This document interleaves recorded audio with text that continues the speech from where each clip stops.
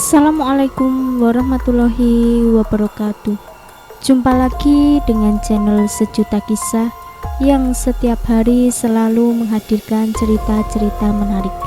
Kali ini kami akan berbagi cerita yang berjudul Perjanjian Sabdo Palon Noyo Genggong mengenai Islam Nusantara.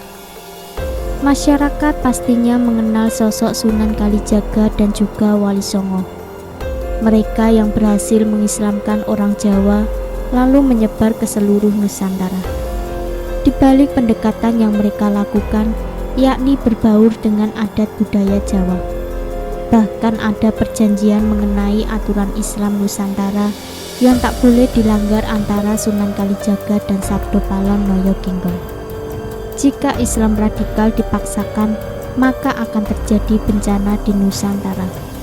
Masyarakat Jawa tentu paham dengan mitos Sabdo Palon dan Noyo Genggong yang menjadi punakawan Raja Brawijaya.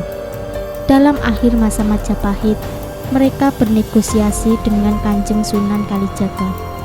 Dalam versi lain menyebutkan adalah Syekh Subakir atau Syamsuddin Al-Bakri, yang pada intinya menjelaskan bahwa agama Rasul Islam boleh disebarkan oleh para wali dengan beberapa catatan. Pertama, Islam harus disebarkan tanpa paksaan. Tidak boleh memaksakan diri untuk mengislamkan seseorang dengan jalan apapun, baik melalui kekerasan atau tidak. Kedua, Islam harus mampu bersinergi dengan kearifan lokal yang ada di masyarakat. Ketiga, ketika ada pemimpin yang lahir dari Islam, maka harus menghormati orang non-Islam. Apabila ketiga poin ini dilanggar, maka akan muncul huru-hara di Nusantara. Huru-hara di Nusantara bisa dilihat saat Ahok difitnah dengan kasus penistaan agama oleh karena dia Cina, non-Muslim, yang dianggap tak pantas menjadi pemimpin.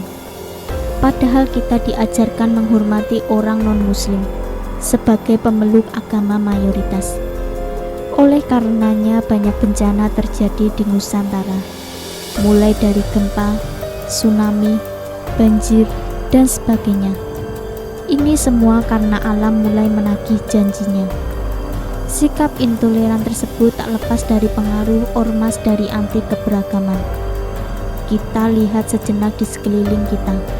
Banyak sekali ormas Islam yang ujung-ujungnya berusaha menegakkan Islam, tetapi dengan jalan yang tidak sesuai dengan kondisi keragaman Indonesia. Budaya yang tidak sesuai dengan Islam, mereka anggap bid'ah begitu saja.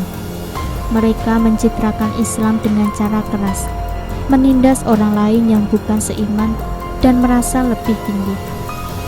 Secara spesifik kita bisa menunjuk langsung ormas yang dimaksud antara lain HTI, FPI, dan sejenisnya. HTI meski sudah dibubarkan oleh pemerintah, nyatanya masih saja eksis. Bahkan dikabarkan oknum HTI banyak yang menduduki posisi tinggi di kampus, pemerintahan, dan aktif menyebarkan dakwah. Apalagi FPI yang sekarang mengatasnamakan PA 212 sudah terang-terangan mengancam pemerintah. Selama ormas-ormas ini masih ada di bumi pertiwi, maka mustahil Indonesia bisa aman sentosa. Dari kenyataan tersebut, kita tahu mengapa saat ini masih ada beberapa bencana yang terjadi di Indonesia.